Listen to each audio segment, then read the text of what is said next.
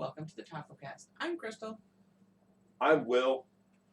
and you're our audience on this lovely Sunday. Apologizing now for the fact that this is going out late because we were out yard sailing. We were out yard sailing. Will was not. Earlier today, it was an absolutely lovely day here. I hope everybody else has had a lovely day where you are. So today's topic, we're going to talk a little bit about some stuff that you might encounter on the Facebook Marketplace. Facebook Marketplace, what is that? So, for those of you who use Facebook, and I'm assuming a lot of you do, that could be completely wrong, but if you're on YouTube, I'm guessing you are also on Facebook or familiar with social media. Facebook Marketplace is on your phone. It's right up in the corner. You click the thing, it's got a little storefront. But it's like a combination of all of the buy sell pages that you might belong to, as well as other stuff that's being listed on the marketplace. So you're going to see all kinds of stuff. I belong to some farmer trade groups, some swap sites and stuff like that. So on my marketplace feed, I have all of that stuff, as well as items that are for sale. And you can find some really great finds there. I got this chair there. I got that chair there. The curtains that I love that Will hates, I got on Facebook Marketplace. And I do hate them. Yeah, so you can get some great deals. But as I've been on it, I have noticed that there are some things that happen. I don't want to call them scams per se, but there's some things that people might need to look out for. One of the most common ones, obviously, and we have talked about this previously when I got scammed. I've had really, really good luck buying stuff on the marketplace, but I did get scammed. Is if somebody asks you to pay outside of the marketplace or pay before you see the item, those are huge no-nos.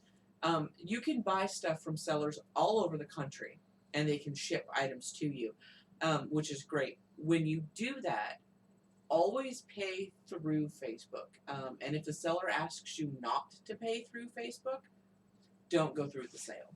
That's a huge red flag. That is what I had done. They said, oh no, we don't do the Facebook pay. It doesn't work for us. Use this other thing instead. And we did that. And then we never got the item. And then I can't get the money back because I didn't pay through Facebook. The application they had me use to pay them, it's super hard to get your money back. So huge red flag if they say don't pay through Facebook. One of the other things I've noticed is overpricing of items. This tends to be on luxury goods, but I have also noticed it on necessities and stuff like that. But typically on luxury items, people will post something for a significant markup. And then when you say, well, will you take this amount instead? They'll turn around and say, oh, well, it's going for this amount on eBay or this amount on this other sales site. So this is definitely what it's worth, right? Well, if that was the case, scrupulous sellers who make fake auction account profiles to bid up the cost of their items to artificially inflate the prices. They'll bid against honest buyers, jacking those prices up. They'll also jack their prices up so that where they're actually selling the items, we'll turn around, they'll check, they'll see these things selling for a lot of money. They're like, oh, wow, they really must be worth a lot. But it's not. It's just one guy bidding against himself to try and get the cost of his item up so it looks. The other thing is if you see something listed for a ton of money and there aren't any interested parties, it's another big red flag that's a fake listing just made to make things look. Well, I used to do something like that, and it wasn't a scam. When I used to sell books on Amazon. I was what the Amazon calls a third-party fulfillment agent, and if I had a book that was in popular demand, and I sold out that inventory, I would make another listing of a limited quantity of 25, but I would change the price from the average the price that was given, and I would make it 80 times to what the price was. So it'd be to the point where you would think nobody would want to buy it, and yet people would buy it. I think so. What you're talking about is making a hold listing, Yeah. right? So you That's Yeah. exactly what I did. As I make hold listings, and it's like I jacked the price to 80 times its value. Why is somebody buying this? And it's because everybody was out of it, and they're like, you know what? I'll pay 80 times, to get that book. So I mean, there are legitimate, people out there. Then I have to rush out and have to find the book, you know, because sometimes my suppliers would be out of them, and I'll be like, oh crap, now what? That's true. That's true. But So, Will, when we were talking just a little bit before we started this episode, you don't buy much on the market, if at all, do you? no, Is there a reason why you avoid the Facebook Marketplace, or do you prefer to buy elsewhere when you're looking for stuff on the secondary market? bad experiences. More so. I'll just give you an example. I was interested in buying some golf clubs, and I've been searching around for a particular set of irons. And now, if I told you what brand they were and everything else, you wouldn't be able to tell the difference. Well, I know what they are and what they should be and what they they should look like and everything about them. I mean, I've been wanting these irons for an awfully long time. And I was going through the listings and I just could not find them in a price range where I wanted them. So I said, well, I was going to give up. I'll go back and I'll search again later on in a couple months. I go back and I find the seller who has a set for sale, and he wants $700 for them. So it's quite a bit of money. And I'm like, 700. It's a little. It's about $100 more than I want to spend, but I'm tired of just waiting, around. So let me interrupt you for a second. Just for context, how much does this set go retail? 2,400 Oh new. wow, so 700 would be a huge deal. But yeah, but it depends upon the condition and how used they were. I mean, 700 it may sound like a lot, but it's like buying a car. You buy a car the moment you drive it off the lot. It depreciates in value the moment you leave the lot. You go around the block, come back in. They're not going to give you all your money back. They're going to give you, minus 20%, for restocking or whatever. You But heard it here. Never buy cars new.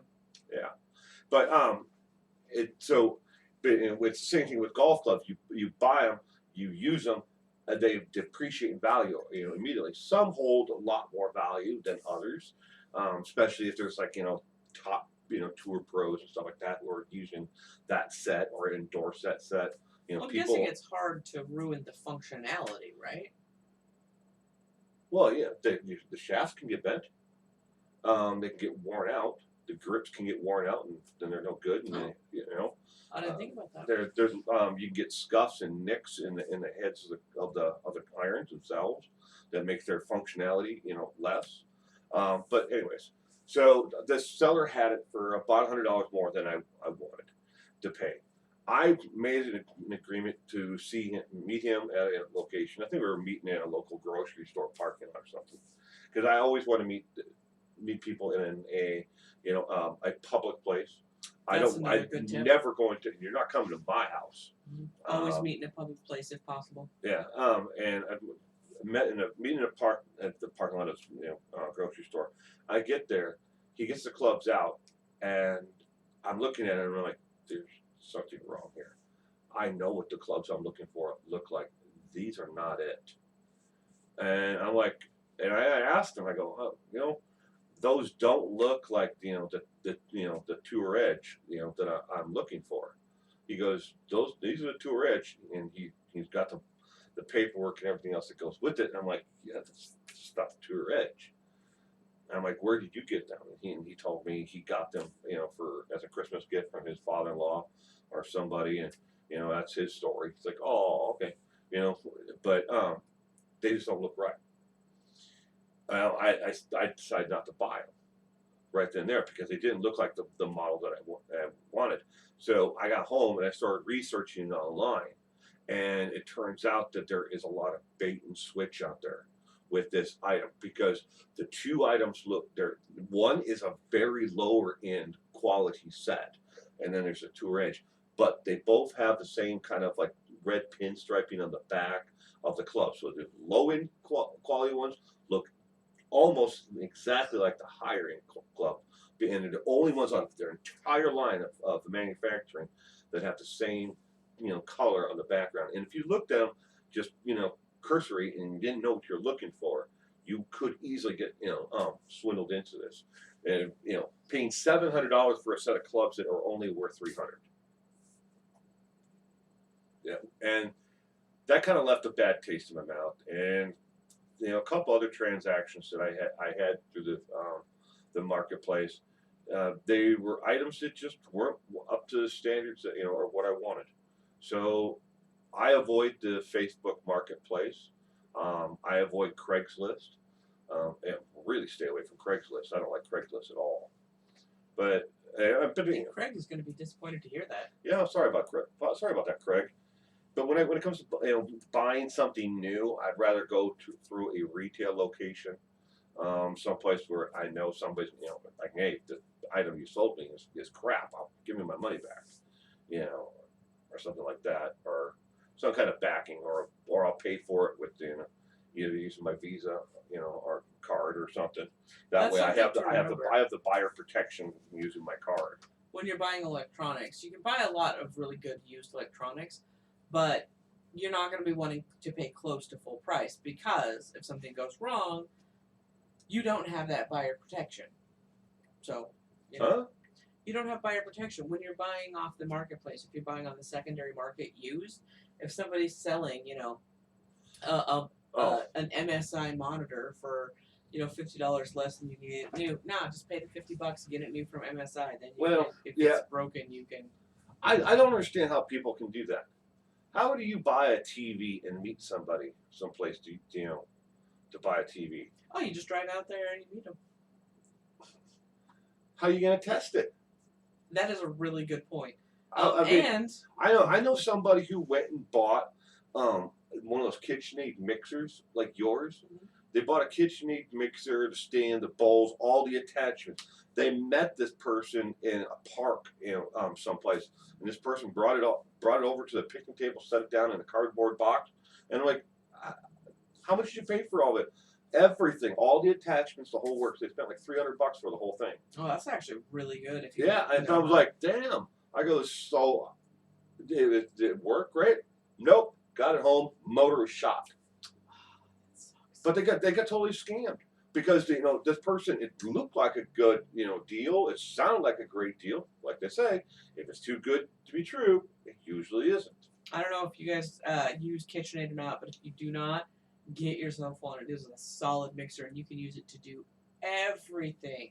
Yeah. You can use it to grate. You can use it to chop. It's got a food processor attachment. You can make pasta with it. But I asked her. I go, so why would you meet in a park? Well, I didn't want him to come to my house. Great, but how were you going to test it? Well, I didn't test it. That's like walking up to a used car lot, saying, I like that car over there. Here's $13,000. Can I have the keys, please? And then you actually get in the car to see if it works. So brings up a really good point. Well, you don't buy a used car without taking it to mechanic first and having it checked. Why would you buy something even for a couple $100 or $50 from the marketplace unless you know the person or you know where they work?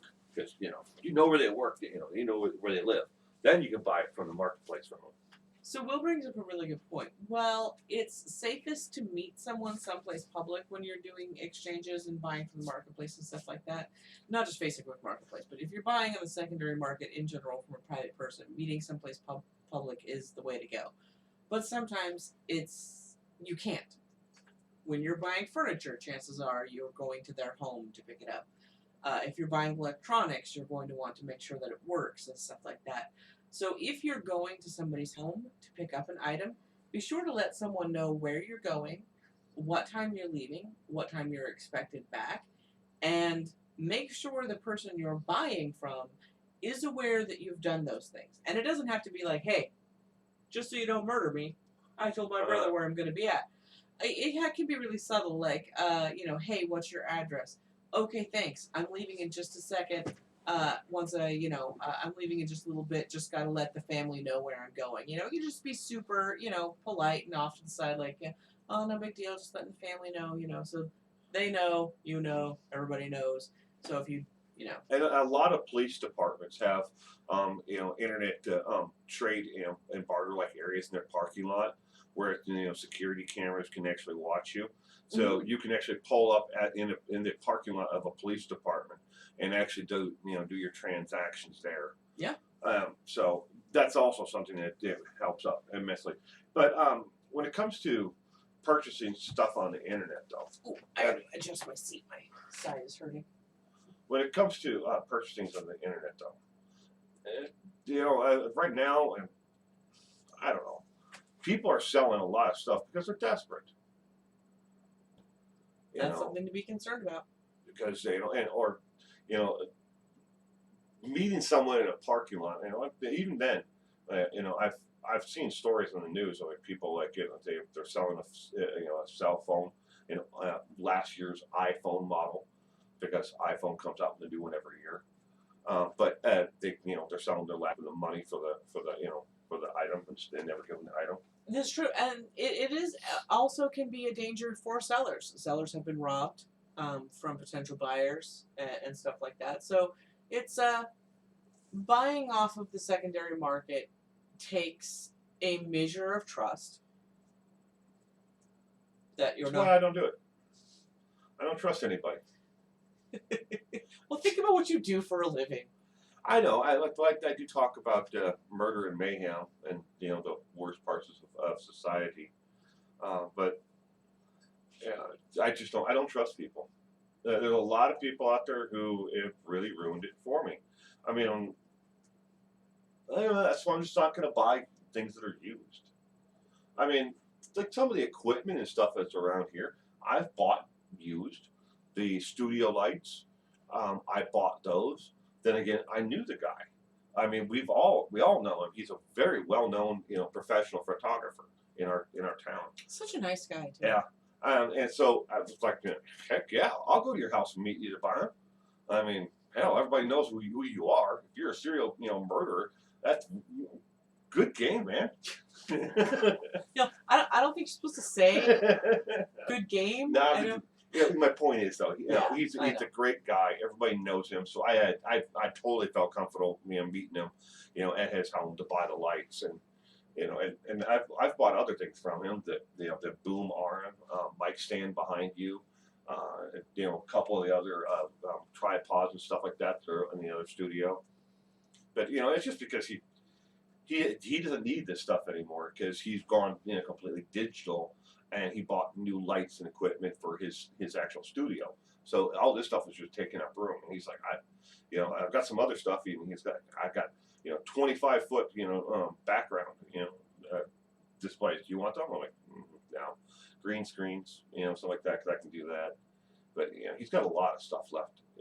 He's selling it off really cheap compared to what you'd pay for even a cheaper version on the marketplace or on Amazon. I'm shifting around a lot today. I've got some arthritis issues in my back, and today it's exceptionally painful. So I'm just gonna be shifting around until I'm not achy. So, what would be some advice that you'd give to somebody who's going to meet somebody to possibly either sell or buy something from the marketplace? But my number one piece of advice is to let somebody know where you're going to be at, what you're doing, and to make sure that the other person knows. Like I said, he doesn't have to be. I know you're possibly an axe murderer, so I'm live streaming this entire conversation. Like I do that every time. Just in case I do meet that axe murderer. Yeah, like I said earlier. Because if anybody's going to kill me, I hope it's a serial killer. Because that way, I can live stream it and make a ton of money on it. But I'll make all of like $8. Oh my god. It's an inside joke, ladies and gentlemen. It's an inside joke. So yeah, my number one piece of advice would be making sure that someone knows where you're at, and also making sure that the person that you're meeting knows that. I would start with be familiar with your surroundings. Mm-hmm. Let somebody know where you're going and who you're meeting.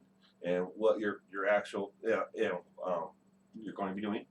Take somebody with you if at all possible, so it's not just you alone in your car or meeting somebody at a bus stop. Keeping in mind, though, if you are showing up at someone's house to pick something up, if you bring people with you, that may, bring someone with you, yes, but I'm not telling you to bring 6 or 7 yeah, homeboys yeah, to the hood. don't bring 7 hulking, strapped buddies of yours to some. Unless you really, you think the other person might enjoy that. But no, so again, another tip that I would say is if you're buying something and say they are offering it for, for sale for $40, already have that money taken out of your wallet or set aside, and don't take anything extra. Don't bring $100 or $500 extra dollars. Just what you need. If you have to, take your money out and put it in the envelope in the glove box of your car. And the only money in your wallet is exactly full price for what they are offering for sale for. And if you can talk them down to less, great. And don't expect if you go someplace and they're selling something for $40 and you say, "Will you take 30?" and they say yes, and then you have two 20s on you and go, "Can you make change?" Yeah, don't do that. Bring it some small bills, fives, tens, ones. If you're buying something small in denomination, but have only the exact total of what they're asking for. My other big piece of advice is research the item that you're buying to make sure that you're actually getting a good price. And keep in mind that, like we were discussing earlier, there are unscrupulous sellers out there who are going to artificially inflate markets. So look into those sellers. If someone says, "Oh yeah, it totally sells for $200," just check out eBay. Check out eBay, but see if any of those things are actually selling. And if those things are actually selling, see how many people are bidding and see whether or not it's always the same people. If the same dude is always selling a $300 cup and it's always the same dude who's buying a $300 cup, you've got a scam going on there. Artificial price inflation. Yeah, but during the COVID shutdown, while stores were completely decimated and out of essentials like toilet paper, and garbage bags and stuff like that, a lot of these things were completely sold out.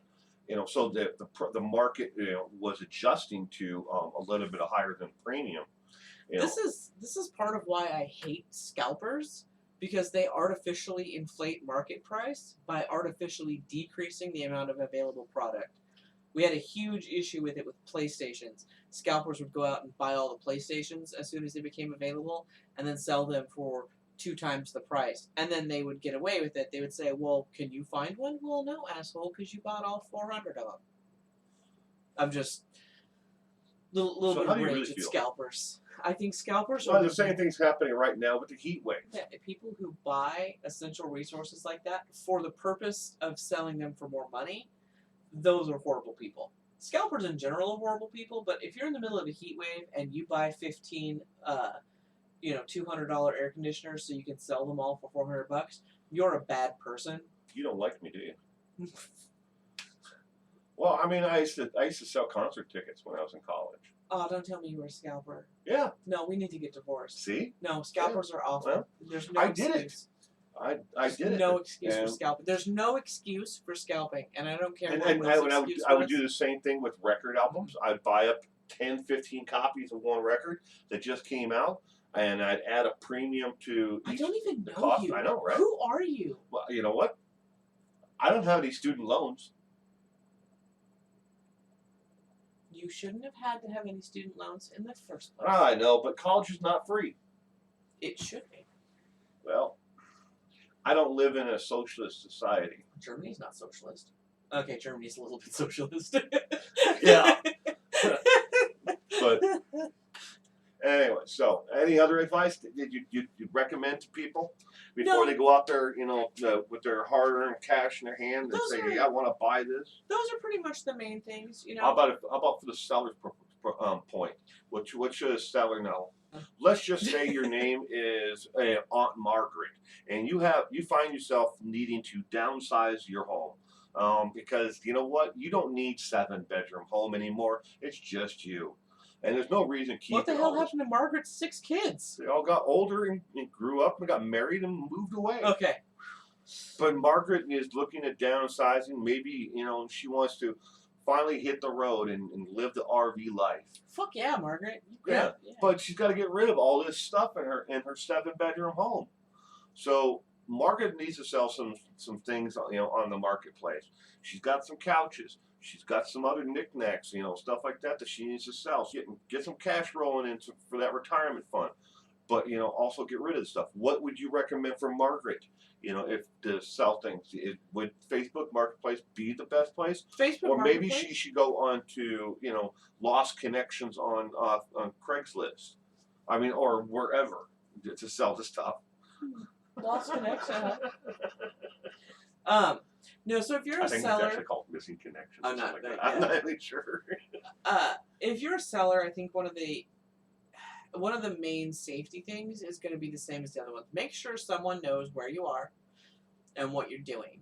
And make sure the buyer knows also. So when you get that message from your buyer, hey, on my way, just letting the family know where I'm going, right? Then you reply back with, oh, great, looking forward to getting this sold.